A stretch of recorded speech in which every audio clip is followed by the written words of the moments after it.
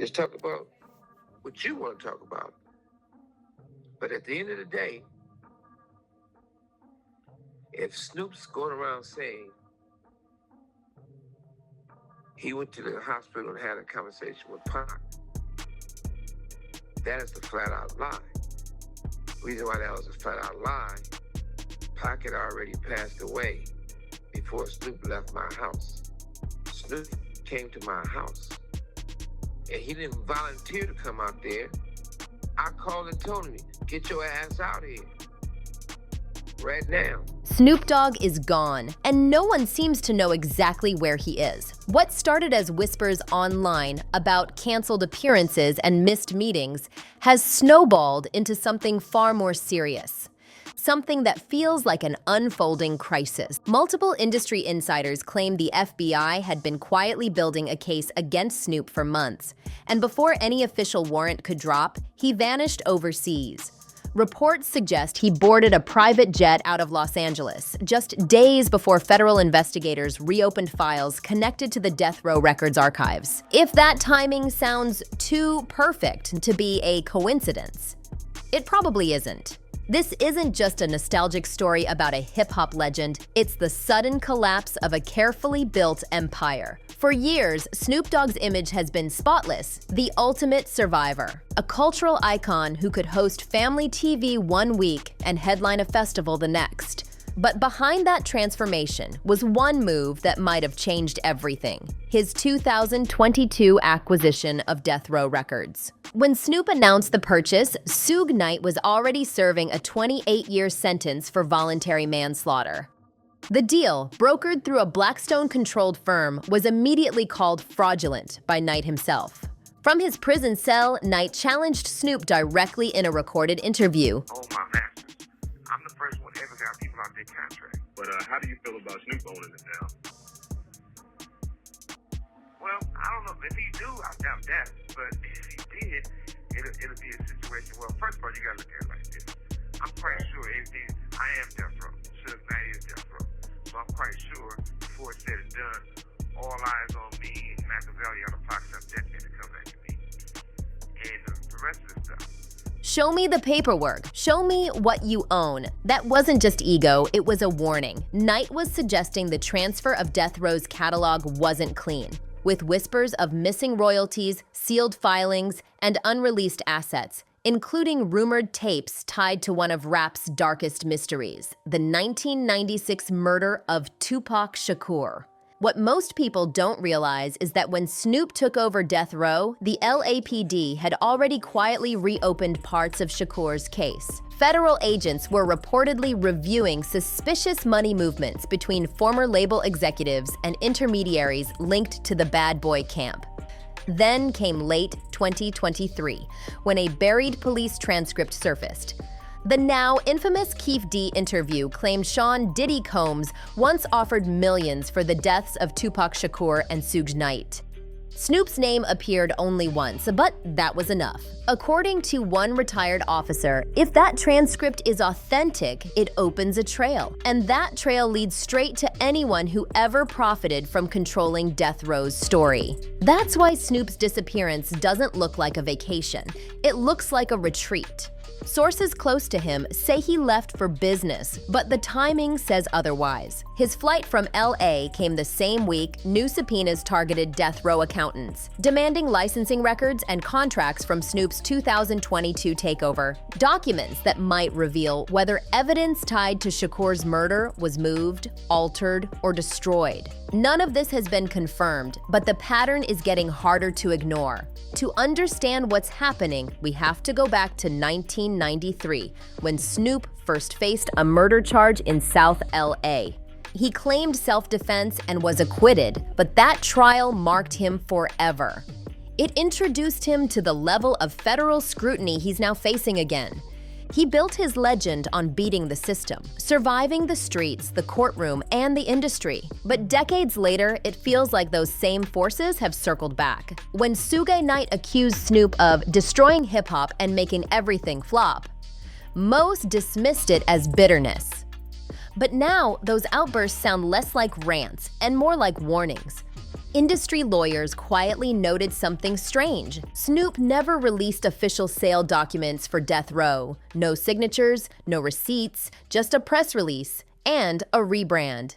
Then in late 2023, Suge made a new claim that Snoop had allegedly tried to bail out Keefe D. He said Snoop wanted him out because he was talking too much. If true, that raises a chilling question. What could Keefe D possibly reveal that would make Snoop Dogg flee the country? 1996 murder of rapper Tupac Shakur. Dwayne Davis is speaking from behind bars for the first time. He insists he's not the killer. Chief investigative correspondent Aaron Katursky has the story. Good morning, Aaron. Good morning, George. He's charged in one of the most notorious cold case killings in modern American history. And this morning, the man known as Keefe D is breaking his silence from behind bars. We ain't meant to survive because it's a setup. The death of rap legend Tupac Shakur nearly 30 years ago became one of the nation's most notorious unsolved murders. Hey, Keith, Metro Police, come over here. Then in 2023, a breakthrough when prosecutors charged this man with ordering the hit, the only person arrested for Shakur's murder, who now... As Diddy's empire collapsed under federal raids, the culture began turning inward. For the first time, people started asking, who's next? Suge Knight, from his cell, called out the silence from hip-hop's heavyweights, naming Jay-Z, Dr. Dre, and Snoop Dogg. New reports then linked Diddy's circle to undisclosed payments allegedly tied to Shakur's death. If that trail reaches Death Row's books, then Snoop, as the label's current owner, becomes an obvious person of interest. Death Row's vaults were never just about music. They held ledgers, unreleased sessions, and possibly private letters between rap's biggest names. Whoever controls those archives doesn't just own a label, they own history.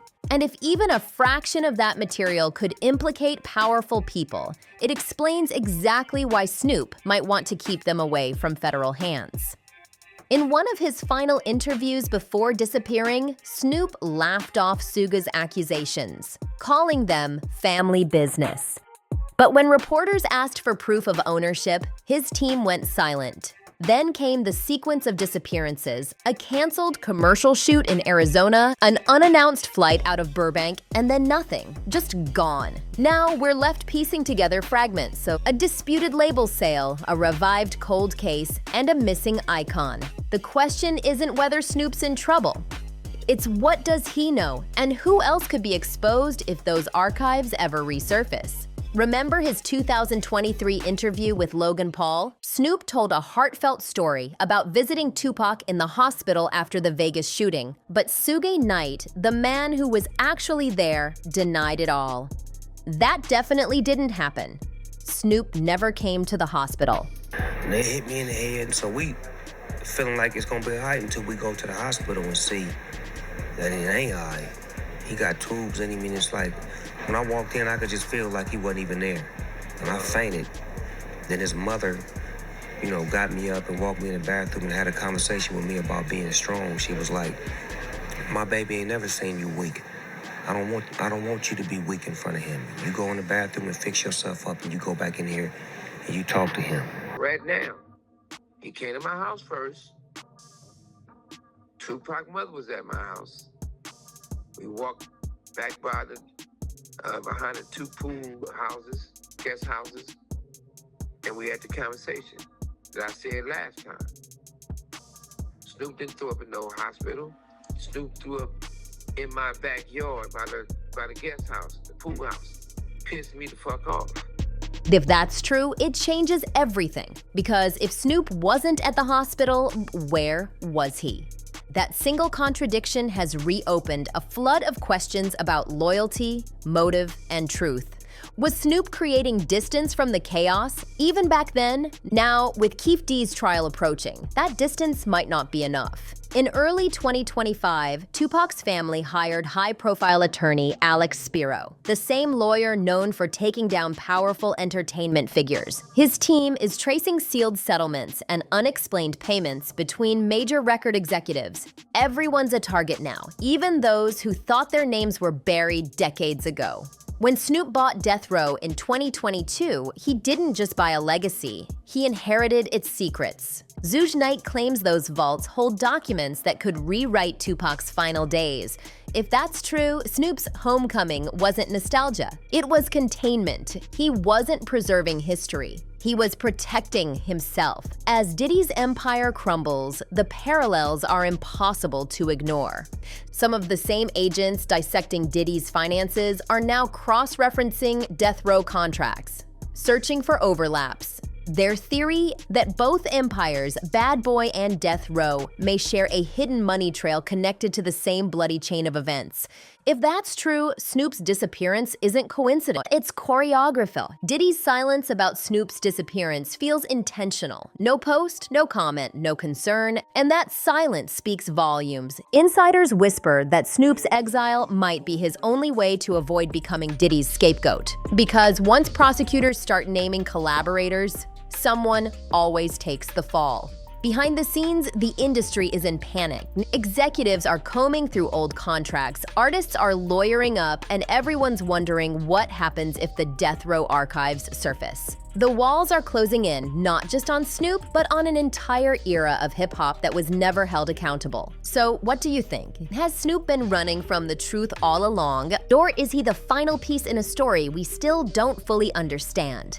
Let me know what you believe in the comments below. And don't forget to like, subscribe, and turn on notifications so you never miss an update as this story unfolds.